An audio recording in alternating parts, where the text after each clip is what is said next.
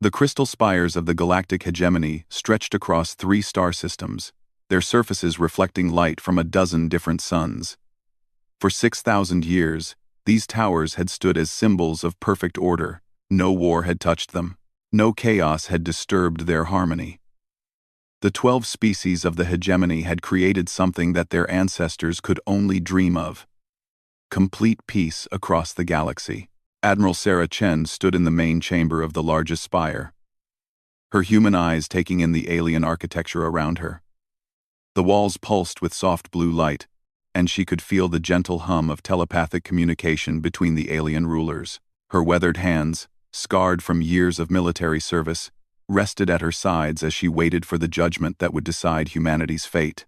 The Architect Prime rose from its crystalline throne. The being looked like a living diamond, its faceted body catching and bending light in impossible ways. When it spoke, its voice rang like distant bells. "Human delegation, you have been brought before this council to receive our gift.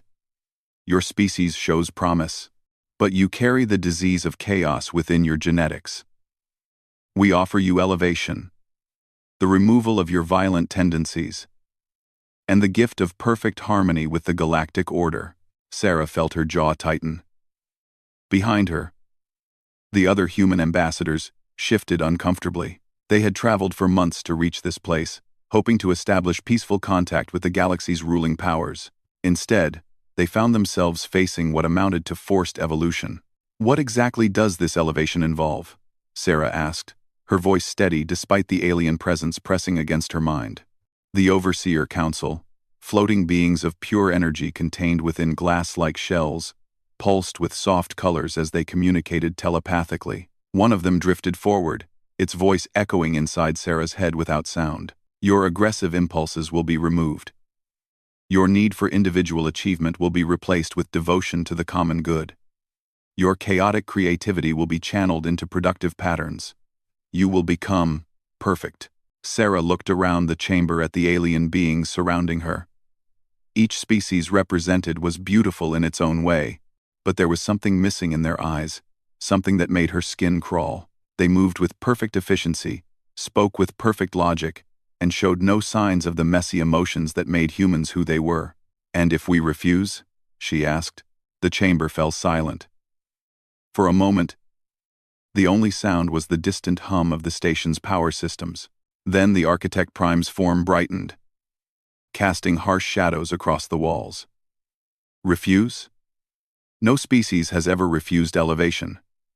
It is not logical." "Maybe not," Sarah said, taking a step forward, "but we're not like your other species. We didn't climb to the top of our food chain by being logical. We did it by being stubborn, creative, and too stupid to know when we were beaten." A ripple of confusion passed through the assembled aliens. Sarah could feel their telepathic networks buzzing with rapid communication. They were trying to understand something that didn't fit their perfect calculations. The Overseer that had spoken before drifted closer, its energy form pulsing faster. "You speak of climbing and fighting as if they are virtues. These are primitive behaviors. We have eliminated such wasteful concepts from our society. There is no need to struggle when one can simply be perfect." Sarah laughed, a sound that seemed to shock the aliens more than anything else she had said. "Perfect? You call this perfect? When did you last create something new? When did you last surprise yourself? When did you last feel the joy of overcoming something you thought was impossible? Such emotions are inefficient," the Architect Prime stated. "They lead to conflict, waste, and suffering. They also lead to growth," Sarah replied. "Every challenge our species has faced, ice ages, plagues, wars, disasters, has made us stronger. Not because we eliminated our flaws, but because we learned to work with them. Our chaos is what makes us human." The aliens exchanged rapid bursts of telepathic communication. Sarah could see confusion in their perfect features. They had dealt with thousands of species over the millennia, and all had gratefully accepted elevation. The idea of a species that valued its imperfections was completely outside their experience. A new voice spoke from the back of the chamber. The speaker was tall and thin, with skin that shifted between different colors. Perhaps they do not understand the consequences of refusal. Show them the fate of the Kethara. A holographic display materialized in the center of the chamber. It showed a dead solar system. Planets reduced to asteroids. Stars dimmed to barely glowing embers. Sarah felt her stomach turn, but she kept her expression steady. The Kethara also refused our gift, the Architect Prime explained. They chose to remain in their primitive state, rather than join our perfect society. This was their reward. We do not make threats, Admiral Chen. We simply eliminate contamination when we find it. Sarah looked at the hologram for a long moment, then turned back to face the alien council. Her voice was quiet, but every being in the chamber could hear it clearly. My species has a saying, give me liberty or give me death. We've survived ice ages that should have killed us. We've beaten diseases that should have wiped us out. We've rebuilt our civilization after wars that should have ended it. We didn't crawl and fight and struggle our way to the stars just to give up our freedom because you think chaos is inconvenient. She straightened her shoulders and looked directly at the Architect Prime. We refuse your gift. Do what you think you have to do, but understand this. We won't go quietly, and we won't go easily.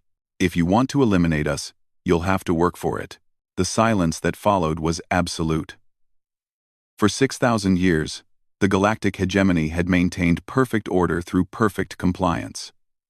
No species had ever chosen destruction over elevation. The concept was so alien to them that their telepathic networks practically sparked with overloaded processing. Finally, the Architect Prime spoke, its voice colder than the void between stars. So be it. If humanity chooses to remain a contamination in our perfect galaxy, then humanity will be cleansed. The hegemony declares war upon your species. You have brought this upon yourselves. Sarah nodded grimly. We've been bringing things upon ourselves for 200,000 years. We're good at it. Sarah. As the human delegation was escorted from the chamber under heavy guard, Sarah couldn't help but smile slightly. The aliens thought they were sentencing humanity to death. What they had really done was give humans something they had always done best with, a challenge that seemed impossible to overcome. The galaxy was about to rediscover what war looked like, and humanity was about to show them why chaos could be stronger than any perfect order. The first ships appeared at the edge of human space like dark flowers blooming in the void. They were not built in the way humans understood construction. Instead, they seemed grown, their organic curves and impossible geometries defying every principle of engineering that humanity had learned. The hegemony fleet moved with perfect coordination, each vessel knowing exactly where it needed to be, without any visible communication between them. Captain Maria Santos watched from the bridge of the UNS Defiance as the alien ships approached the outer colony of Haven's Rest. Her tactical display showed over 300 vessels, each one larger than Earth's biggest battleships. The colonists had been evacuating for 3 days, but there were still 50,000 people on the planet below. Sir, the alien fleet is taking position, her tactical officer reported. They're forming a perfect sphere around the planet. I've never seen anything like it. Maria had seen the tactical reports from the first encounters. Human ships that engaged the aliens were destroyed with clinical efficiency. The enemy weapons seemed to work by convincing matter to simply stop existing in certain places. Armor, shields, even the quantum field generators that powered human technology. Nothing seemed able to resist the alien assault. Begin Evacuation Protocol 7, Maria ordered. All civilian ships to jump points. Military vessels will provide cover. The battle for Haven's Rest lasted exactly 47 minutes. The aliens attacked with mathematical precision. Each shot calculated to achieve maximum damage with minimum waste. They destroyed the orbital defenses first, then the spaceport, then the power plants. The vanguard warriors who landed on the planet moved like machines, their genetically perfect bodies feeling no fatigue, fear, or doubt. But something unexpected happened during the final phase of the evacuation. A group of human engineers had barricaded themselves in the main fusion plant. jury-rigging the power systems to overload. When the vanguard breached their position, they expected to find cowering civilians ready for capture and elevation. Instead, they found Marcus Chen, a maintenance worker who had spent the last 2 days turning industrial equipment into improvised weapons. He had connected the plant's plasma conduits to mining lasers, creating a weapon that could punch through vanguard armor. When the perfect alien warriors entered his trap, their tactical computers had no data on how to respond to such an illogical modification. 3 vanguard died before the others adapted. Marcus died too, but his improvised defense bought enough time for 2 more evacuation ships to escape. The overseer commanding the assault fleet filed his report with growing confusion.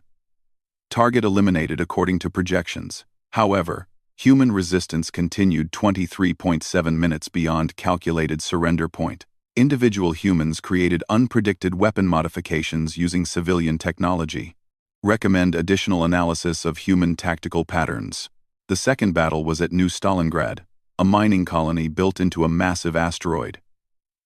The hegemony fleet arrived, expecting another quick victory. Their computers had analyzed human military doctrine, predicted deployment patterns, and calculated optimal strike points. The battle should have lasted no more than 2 hours. It lasted 6 days. The humans didn't follow their own military doctrine. When conventional tactics failed, they improvised. A schoolteacher named Elena Vasquez had taken over sniper duties when the military marksmen were killed. She spent 3 days studying alien movement patterns, then developed new firing positions based on predicting not what the aliens should do according to logic, but what they actually did according to their programming. Children helped crack hegemony communication codes by treating them like puzzles instead of applying formal military cryptography. A retired baker figured out how to modify mining explosives to disrupt alien shield systems. When the colony's main computer was destroyed, the survivors organized using a network of handheld communicators that shouldn't have been able to coordinate a defense, but somehow did. The vanguard warriors found themselves facing an enemy that refused to behave predictably. Human defenders would abandon strategically important positions to save wounded civilians, creating gaps in their lines that should have led to immediate defeat. Instead, these illogical movements somehow created new tactical opportunities that the vanguard couldn't anticipate. On the 4th day of the siege, a vanguard patrol found a group of human children hiding in the colony's botanical gardens. According to their programming, children were non-combatants and should be taken for immediate elevation. But when they approached, the children scattered in different directions, not randomly, but in a pattern that led the vanguard into a carefully prepared ambush. The aliens had never encountered a species where even the young could think tactically without formal training. By the end of the 6th day, the hegemony forces had technically won. New Stalingrad was destroyed, and its defenders were dead or captured. But the cost had been far higher than predicted. 15 vanguard units had been eliminated by improvised weapons. 3 hegemony ships had been damaged by mining charges that shouldn't have been able to penetrate their shields. Most disturbing of all, the human resistance had actually improved during the battle, learning and adapting faster than the alien tactical computers could adjust. The Overseer's final report was unprecedented in hegemony history. Request immediate reinforcement. Human tactical adaptation rate exceeds computational models. Standard cleansing protocols insufficient. Recommend deployment of additional fleets. For 6,000 years, no hegemony military operation had ever requested reinforcements. The third battle was at Kepler Station, humanity's primary research facility. The hegemony arrived with 3 times their usual force, expecting to overwhelm human defenses quickly. Instead, they found themselves fighting an enemy that seemed to learn from every previous encounter. Dr. Yuki Tanaka, the station's lead xenobiologist, had spent weeks studying the captured recordings of vanguard tactics. She noticed something that military analysts had missed. The aliens were too perfect. They eliminated inefficient movements, redundant communication, and wasteful actions. This made them incredibly effective, but also predictable in ways they didn't realize. Working with the station's defenders, she developed tactics based on deliberate inefficiency. Human units would make seemingly random movements that served no obvious purpose. They would maintain radio chatter that appeared to be nervous talking. They would deploy resources in patterns that looked wasteful and chaotic. The Vanguard's tactical computers, designed to find optimal patterns, couldn't process this apparent randomness. They kept trying to identify the logical strategy behind human actions, burning processing power on calculations that led nowhere. Meanwhile, the seemingly chaotic human movements were slowly herding the alien forces into kill zones. When Kepler Station finally fell, it took the hegemony 12 days and cost them an entire battle fleet. More importantly, they captured Dr. Tanaka alive, something they had begun to see as necessary for understanding their impossible enemy. In the interrogation chambers of the hegemony flagship, Dr. Tanaka faced her crystalline captors with a smile that disturbed them more than any scream of rage. "You want to know why we keep fighting when logic says we should surrender?" she asked. "It's simple.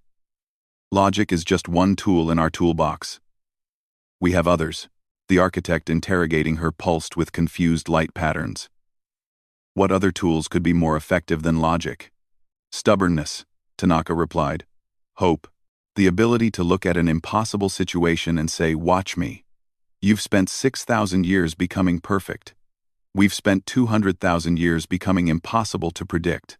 Guess which one is more useful when the universe throws you a problem you've never seen before?" As news of each battle reached Earth, humanity began to understand what they were truly facing. Not just superior technology, but an enemy that had forgotten how to deal with chaos. And chaos, as any human could tell you, was something they had in abundance. Dr. Yuki Tanaka sat in the sterile white chamber aboard the hegemony flagship, her wrists bound with energy restraints that hummed softly in the artificial atmosphere. Across from her, 3 architect primes stood in perfect triangular formation, their crystalline bodies reflecting the harsh lights in patterns that hurt human eyes to follow. "Explain your species' resistance patterns," the center architect commanded, its voice like breaking glass. "Our tactical computers indicate a 99.7% probability that humans should have surrendered after the third colony fell. Yet resistance has increased in each subsequent engagement." Yuki smiled, an expression that seemed to cause the aliens visible discomfort. "You're asking the wrong question. You want to know why we haven't surrendered. The real question is why you thought we would." The architects exchanged rapid bursts of light-based communication. Their telepathic network allowed them to process information at speeds that would overwhelm biological minds, but somehow they couldn't grasp the simple concept Yuki was trying to explain. "All logical species surrender when defeat becomes mathematically certain," the leftmost architect stated. "Continued resistance after this point serves no purpose and increases casualties unnecessarily." "Logical species, sure," Yuki agreed. "But here's the thing you don't understand. Humans aren't logical. We're adaptive. There's a difference, and it's been keeping us alive since before we discovered fire." She leaned forward as much as her restraints would allow. "Let me tell you a story about my ancestors. About 12,000 years ago, a supervolcano erupted and covered most of the Earth in ash. Global temperatures dropped by 10 degrees. Most species went extinct. Logic would say that early humans should have died out too. We were just another primitive mammal, with no special advantages." The rightmost architect's form brightened with interest. "Yet, your species survived. How?" "Because when the environment changed, we didn't try to fight it or control it like you do. We adapted to it. Some groups moved to warmer areas. Others learned to make better tools. Some discovered new food sources. A few even learned to use the volcanic ash to track animal movements. None of these solutions were optimal, but together they were enough." She gestured around the chamber with her bound hands. "You see chaos and think it's a flaw that needs to be fixed. We see chaos and think it's information that can be used. Every random human action you can't predict is actually our species doing what it does best, finding new ways to survive when the old ways stop working." Meanwhile, across human space, the war was proving Yuki's point in ways that terrified the hegemony leadership.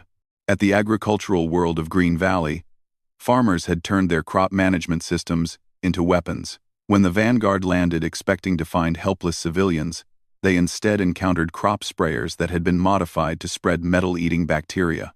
The alien armor, designed to resist energy weapons and kinetic impacts, had no defense against biological agents that simply dissolved the molecular bonds holding it together. The attack should have been impossible. The conversion of farming equipment into military hardware violated every principle of efficient resource allocation.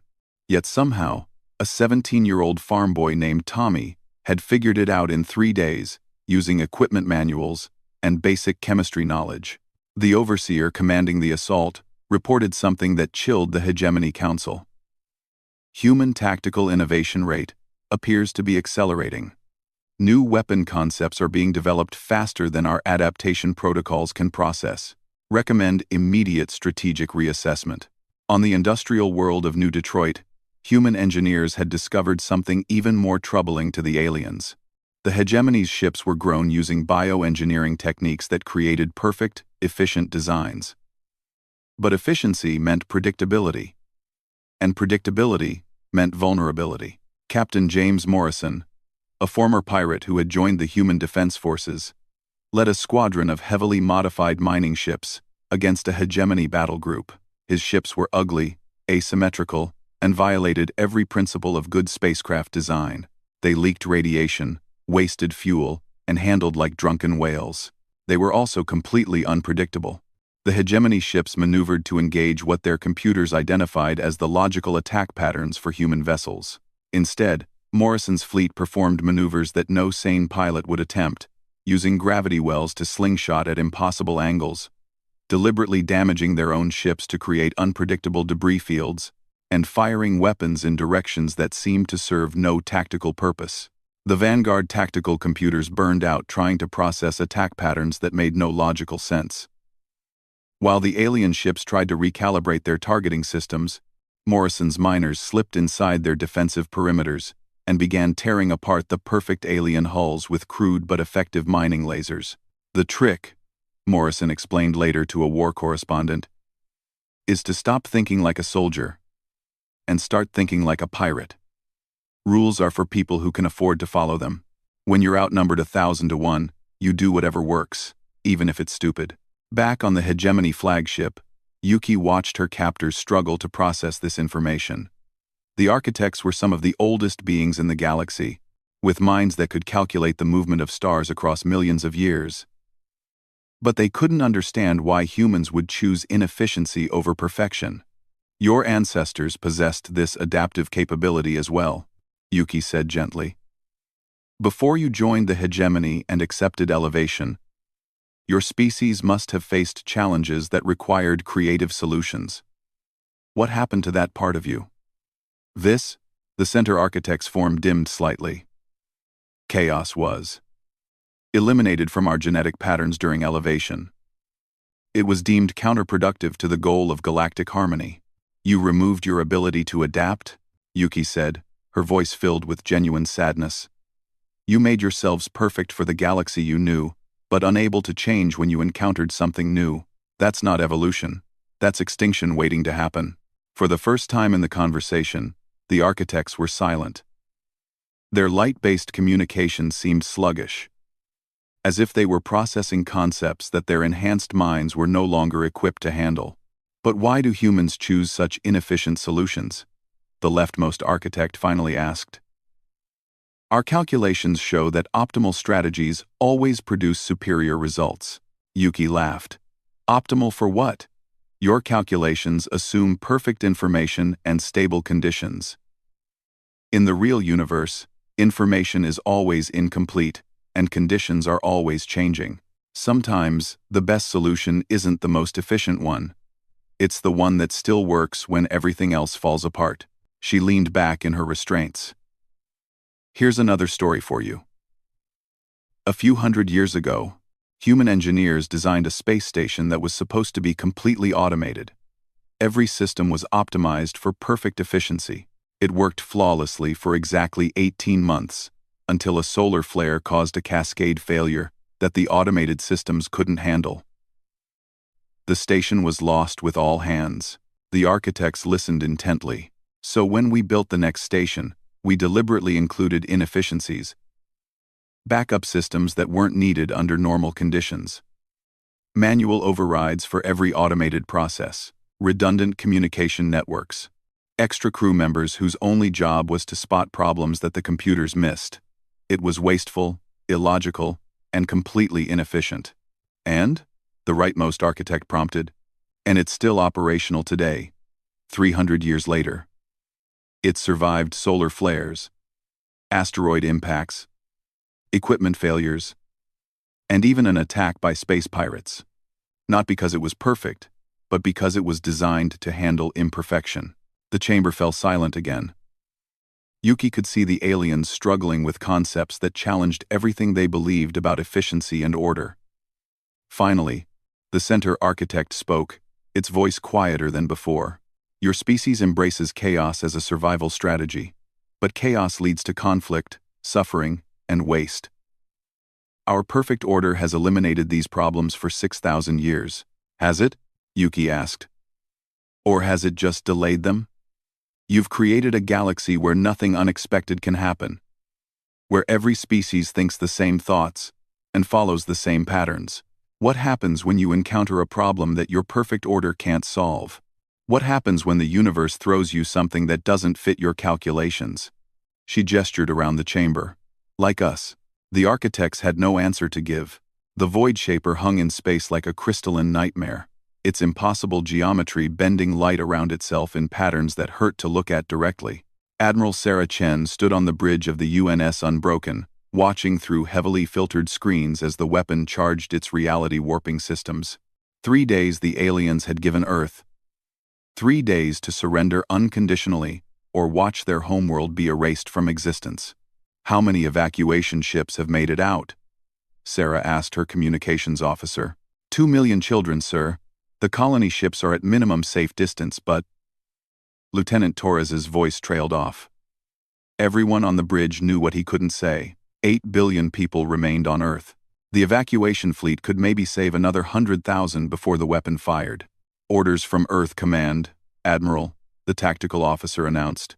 All military vessels are to withdraw to defensive positions around the colony ships. Earth. He swallowed hard. Earth will not surrender. Earth. Sarah nodded grimly. She had expected as much. Humanity had chosen its path long ago in that crystal chamber, when they first met the hegemony. They would not kneel. Even at the end of everything. Signal the fleet, she ordered. All ships prepare for evacuation escort duties. We'll save who we can. But down on Earth, something unexpected was happening. In laboratories and universities across the planet, scientists were working with desperate fury on something that should have been impossible. Dr. Elena Rodriguez, Earth's leading expert on quantum consciousness, had been studying the brain scans of captured hegemony soldiers for weeks. What she found changed everything. The aliens' minds are quantum computers, she explained to the Emergency Council via hologram. Their thoughts follow perfect pathways, with no random fluctuations. That's what makes them so efficient. But it's also their weakness. President Williams leaned forward. Explain. The Void Shaper works by targeting the quantum signature of matter and convincing it to stop existing. But it needs a stable target. Something with predictable quantum states. Human consciousness creates constant chaos at the quantum level. Our thoughts, emotions, and neural activity generate random fluctuations that no computer can predict. Dr. Sarah Kim from the Tokyo Institute joined the conversation. Elena's right. I've been analyzing the weapon's targeting systems. If we could create enough quantum interference, enough chaotic thought patterns focused in one place, we might be able to disrupt its lock on Earth. To one. How many people would we need? The president asked. All of them. Elena replied quietly. Every human mind on the planet, thinking chaotic thoughts simultaneously. Not the same thoughts. That would create order. Different thoughts, but focused on the same goal. Organized chaos. General Harrison scoffed. That's insane. You're asking 8 billion people to coordinate without coordinating. It's impossible. No, said Dr. Kim. It's human. The plan spread across Earth like wildfire.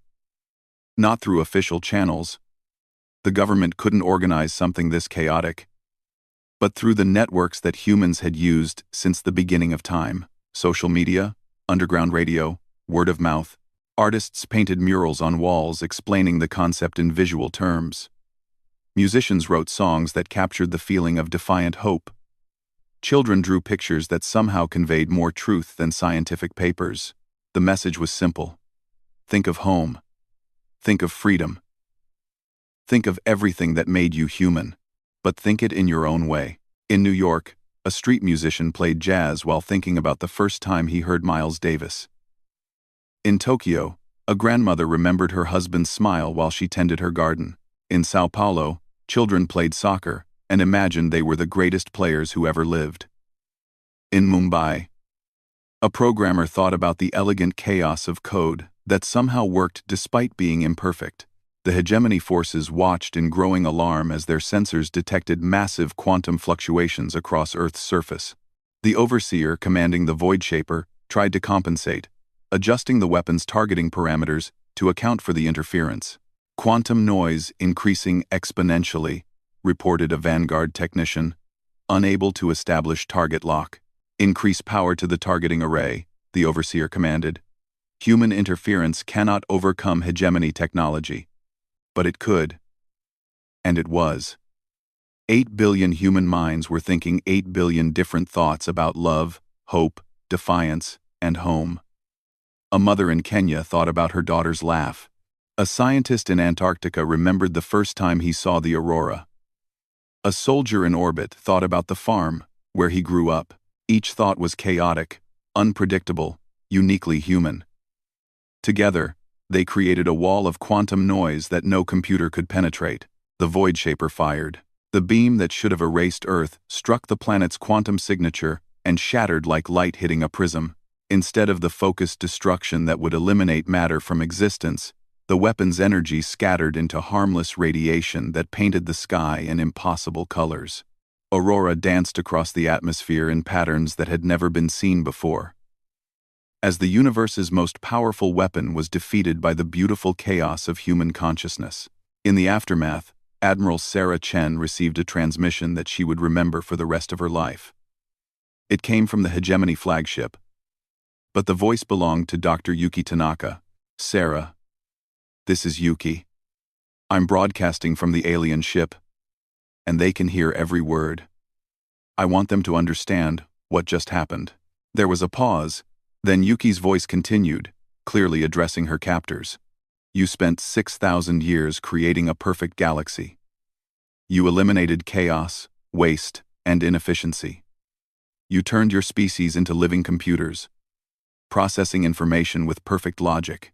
You thought that made you strong. Another pause. But strength isn't about being perfect. It's about being able to bend without breaking. You made yourselves rigid. And when you encountered something that didn't fit your calculations, you shattered. We stayed flexible, and when you tried to destroy us, we adapted. On Earth, people emerged from their homes and shelters to see the impossible aurora still dancing across the sky. Children pointed and laughed at the pretty lights. Artists started planning paintings to capture the moment. Scientists began taking measurements that would lead to new theories about consciousness and reality. The chaos continued, because that's what humans do. You wanted to know why we wouldn't surrender? Yuki's voice concluded. It's because surrender isn't in our nature. We don't give up when things get difficult. We don't stop trying when logic says we should. We keep going because that's what humans have always done. And we're not about to change now just because you think we should.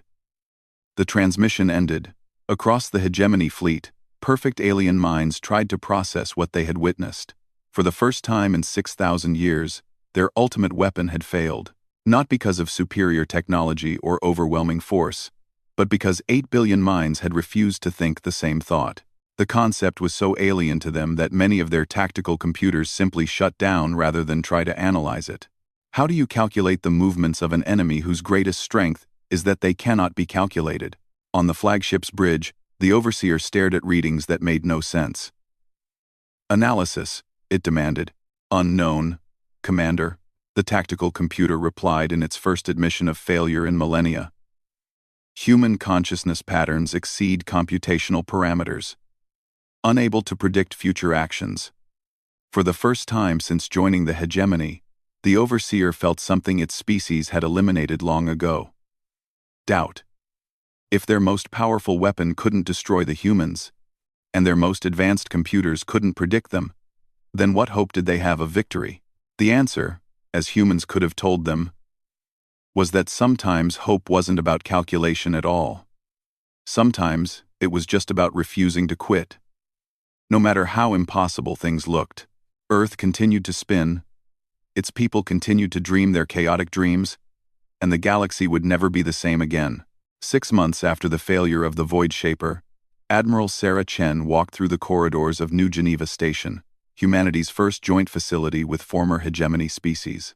The halls buzzed with activity that would have been impossible under the old order: humans working alongside aliens, not in perfect harmony, but in productive chaos. She paused at an observation window to watch a remarkable sight. In the station's main laboratory, a team of mixed species worked on solving the energy crisis affecting the outer colonies. A young human engineer named David was arguing passionately with a crystalline architect about power distribution patterns.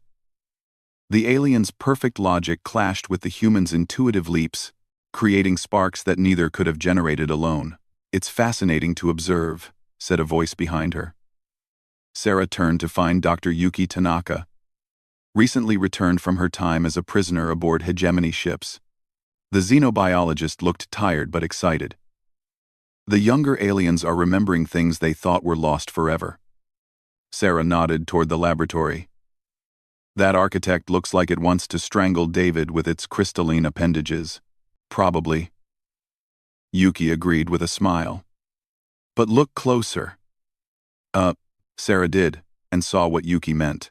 The architect's body was flickering with light patterns that were far more complex than the simple communications she had seen before. There was something almost emotional about the display. "Frustration," Yuki explained. "The first emotion that species has felt in 6,000 years. Their genetic modifications suppressed feelings as inefficient. But exposure to human chaos is causing them to resurface." The Architect Council is terrified. They walked together toward the diplomatic section of the station.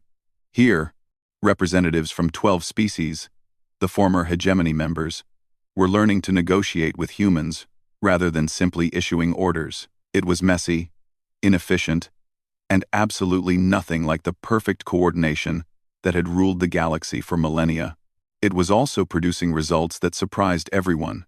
Ambassador Chen called out Zeke's 443, one of the overseer delegates. The energy being's form pulsed with colors that Yuki had learned to recognize as excitement. "The mining rights discussion has reached a conclusion that benefits all parties. We have discovered that compromise can be more productive than optimal solutions." Sarah blinked. 6 months ago, the concept of compromise had been completely foreign to hegemony species. Now they were not only practicing it, but enjoying it. "What changed?" she asked. "Human chaos spreads," Zeke's 443 replied, its form brightening. "Like an infection, but beneficial. Young overseers who work with humans begin to think independently. Architects who collaborate with your engineers develop individual preferences. Vanguard warriors who fight alongside human soldiers learn to improvise." The being's form shifted to patterns that seemed almost like laughter. "The Hegemony Council fears that prolonged exposure to humanity will contaminate all species with chaos." They are correct. We hope they are too late to stop it. In the council chambers, Sarah found herself facing representatives of species that had been enemies just months before. The war wasn't over. Pockets of resistance still existed among hegemony hardliners, but the galaxy was changing faster than anyone had expected. "The situation on Kepler Prime has stabilized," reported Commander Martinez, a human liaison working with reformed Vanguard units. "The young soldiers there have started asking questions about their orders instead of following them blindly. Their commanders don't know how to handle independent thinking." A Vanguard officer named Keth Prime, his perfect posture slightly relaxed in a way that would have horrified his predecessors, added his perspective. My warriors experience what you call morale. They fight better when they understand the purpose of their missions. This was not part of our original programming. Sarah smiled. Welcome to the inefficiency of free will. It is unexpectedly satisfying, Keth Prime admitted. The real changes, however, were happening at the individual level. Across the galaxy, young members of hegemony species were discovering aspects of themselves that had been suppressed for millennia. Artists among the architects began creating sculptures that served no functional purpose beyond beauty. Overseer poets wrote verses that explored individual emotions rather than collective harmony. Even the mathematical processors began developing personal preferences in how they calculated solutions. Dr. Elena Rodriguez, now heading a joint research team, had documented the phenomenon. It's not just exposure to human chaos, she explained to the assembled council. It's permission to be imperfect. For 6,000 years, these species have been told that any deviation from optimal patterns is wrong. Humans showed them that imperfection can be strength. She pulled up a holographic display showing neural scans of various alien species. Look at these brain patterns. The neural pathways that controlled creativity and individual thought weren't destroyed by their genetic modifications. They were just suppressed. Contact with humans is reactivating dormant portions of their minds. The changes weren't without problems. On several worlds, Old Guard hegemony leaders had declared martial law rather than accept the chaos spreading through their populations. Some species were experiencing identity crises as individuals began to diverge from collective patterns that had defined them for millennia. But there were also miracles. On the crystalline world of Harmony 7, a young architect named Vel Prime had built the first imperfect structure in hegemony space. A tower whose asymmetrical design served no logical function, but somehow felt more beautiful than anything her species had. Created in 6,000 years, when the Architect Council ordered its destruction, the population refused to comply. It was the first act of civil disobedience in their recorded history. The rebellion on Harmony 7 lasted exactly 3 hours.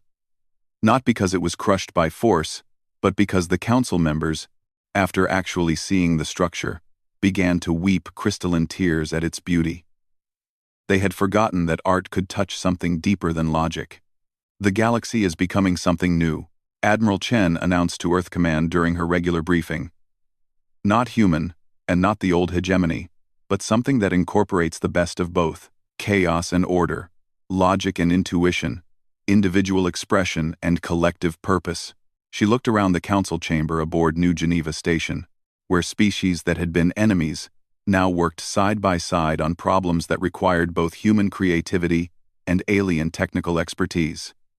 We're not conquering the galaxy, she said. We're teaching it to dream again. We're teaching it to dream again.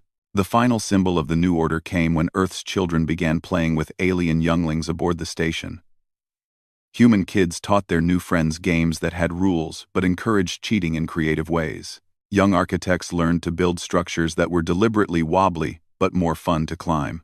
Overseer children discovered the joy of keeping secrets just because they were fun to have. One day, Sarah found herself watching a mixed group of youngsters who had invented a completely new game. It involved building towers out of blocks, then knocking them down in the most artistic way possible. Points were awarded not for efficiency or logic, but for style and creativity. What are they playing? Asked Vel Prime, the young architect who had become something of a celebrity since building her imperfect tower. The future, Sarah replied. A year later, the last holdout worlds of the hegemony surrendered not to human military force, but to the irresistible appeal of choice. When populations had tasted the freedom to think for themselves, to create imperfect beauty, and to find their own paths through life, they couldn't return to the sterile perfection of the old order. The galaxy that emerged was messier than what had come before. It was less efficient, more chaotic, and absolutely nothing like what either humans or aliens had originally planned. Ships were designed with redundant systems that served no purpose except to give their crews options. Art became as important as engineering. Scientists were encouraged to ask questions that had no practical applications just to see what they might discover. It was, in other words, perfectly imperfect. And as Sarah Chen stood on the observation deck of the newly renamed USS Possibility, watching a sunset over New Geneva Station where a dozen different species worked and played and argued and dreamed together, she smiled. Humanity had set out to explore the galaxy and found themselves teaching it the most human lesson of all. Sometimes the best solution isn't the perfect one. Sometimes it's just the one that lets everyone become more than they thought they could be. The age of perfect order was over. The age of beautiful chaos had begun, and the galaxy would never stop growing again.